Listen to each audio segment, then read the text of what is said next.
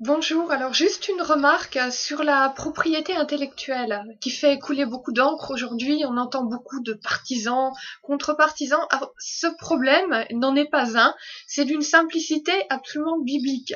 Au départ, il y a un inventeur qui veut pouvoir développer un produit à partir d'une idée.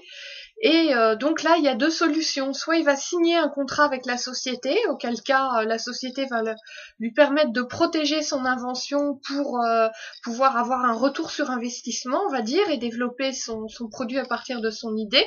Donc il va être reconnu comme propriétaire intellectuel. Ou bien à ce moment-là, il va garder top secret son idée et puis il va développer. C'est aussi une possibilité. On peut penser à Coca-Cola qui garde la recette du Coca top secrète. Alors, sur ce fameux brevet propriété intellectuelle, bon, c'est par exemple les médicaments. Les médicaments sont sous brevet, donc sous exclusivité du laboratoire pharmaceutique développeur, pendant un certain nombre d'années, après quoi ils tombent dans le domaine public. Donc ça permet à l'inventeur de pouvoir être protégé au niveau financier s'il développe son médicament, s'il réussit, et ensuite la population bénéficie de cette invention. Donc on voit que la propriété intellectuelle, c'est un contrat, un win-win, gagnant-gagnant, comme on dirait aujourd'hui dans le monde des affaires anglo-saxons, entre la société et l'inventeur. Donc nous, vous, moi, la société, les citoyens et l'inventeur qui veut développer son idée. Alors qu'est-ce qui se passe là-dedans? Il y a des majors, des maisons de disques par exemple, des Adopi, des lobbies américains puissants, qui utilisent même le FBI, c'est vous dire, hein, pour aller arrêter des méchants vilains par exemple. Bon, mais ça c'est anecdotique, restons sur le principe, si vous voulez bien. Donc qu'est-ce qui se passe? On a des majors qui font une captation de valeur. Il y a une captation de valeur par un tiers de ce contrat entre la société et l'inventeur, au point que les majors s'approprient, s'immiscent en fait entre la société et l'inventeur, alors qu'on n'a pas besoin d'eux.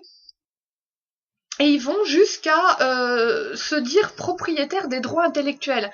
Donc là, il y a une perversion complète du contrat qui a été signé à l'origine entre la société et l'inventeur, avec une captation de valeur.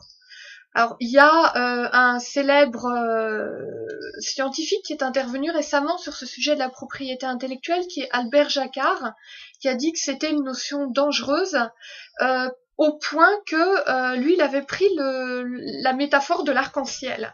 Bon, l'arc-en-ciel, qui l'a vu le premier, qui va déposer des droits, je l'ai vu avant toi, c'est moi qui ai les droits de propriété intellectuelle sur l'arc-en-ciel, or que l'arc-en-ciel est un principe, ça n'existe pas, c'est pas une réalité tangible. Donc il assimile, Albert Jacquard, la propriété intellectuelle à l'arc-en-ciel. Donc voilà notre propriété intellectuelle comme fiction juridique. Alors d'autres disent que c'est un mal nécessaire, puisqu'il faut un contrat, il faut bien un contrat entre la société et l'inventeur. On reprend le monde du médicament, le monde du laboratoire pharmaceutique, qui se plaignent tellement d'ailleurs quand le médicament tombe dans le domaine public et qui ne peuvent plus toucher les droits qu'ils avaient avant grâce au brevet. Voilà, donc c'est toutes ces questions tous ces faits qu'on doit bien garder à l'idée quand on entend aujourd'hui tous les partisans et contre-partisans essayer un petit peu de manipuler l'opinion. Faut pas perdre de vue qu'à la base, le brevet, la propriété intellectuelle, on va parler plus largement que le brevet, la propriété intellectuelle, c'est un contrat entre la société, vous, moi, tout citoyen lambda, et l'inventeur, et ça n'est rien d'autre que cela. Alors après qu'il y ait des captateurs de valeur, des prédateurs de valeur qui s'immiscent, un petit peu, on va prendre un petit pourcentage jusqu'à dire que c'est plus l'artiste qui est propriétaire des droits, mais lui, le major, par exemple, les majors, les maisons de disques, on peut penser à ça. Voilà, alors qu'est-ce qu'on observe forcément face à ces abus de pouvoir pour la captation de valeur?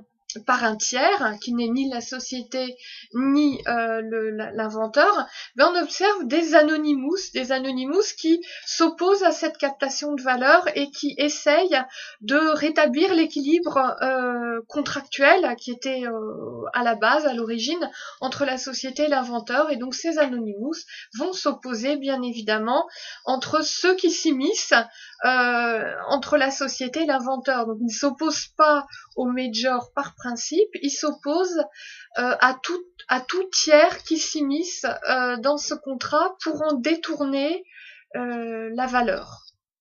Parce qu'on peut imaginer que à force, l'inventeur aura et la société, puisque c'est un win-win qui lie les deux, un gagnant-gagnant. Si quelqu'un d'autre s'immisce, on peut dire que les deux parties initiaux, c'est-à-dire la société et l'inventeur, auront l'usure, mais pas le fruit.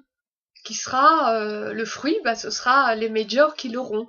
Donc voilà, les anonymous me semblent en tout cas intervenir pour rétablir cet équilibre.